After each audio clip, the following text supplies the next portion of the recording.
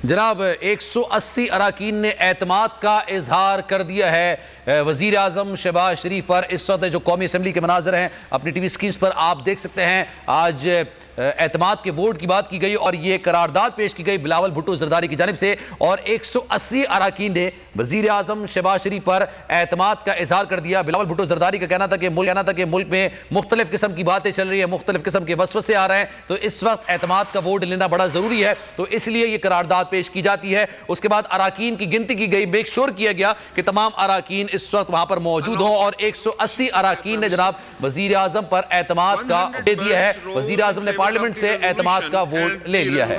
हवाए नफ्स की है हुक्मरानी, लुटेरा कर रहा है पासबानी। बोल न्यूज के मार्केटिंग हेड आकाश राम ताहाल लापता, तफ्तीशी इदारे जवाब देने से कासिर।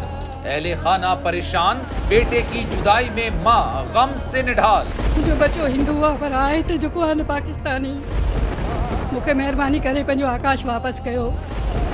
हुकूमत से बेकसूर और मुहिब्बे वतन बेटे की बाजियाबी के लिए फरियाद। आकाश राम के अगवा के खिलाफ अहले खाना की जानिब से सुप्रीम कोर्ट में दरख्वास्त दायर। सुप्रीम कोर्ट के चीफ जस्टिस उमर अता बंदियाल से आकाश राम के अहले खाना की जल्द समाअत की इस्तदा। मुश्किल की इस घड़ी में आलमी मीडिया ने भी उठाई आवाज।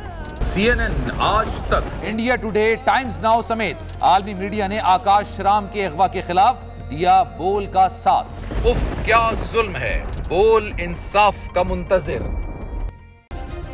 सब्सक्राइब करें और बेल दबाएं ताकि कोई खबर रह न जाए।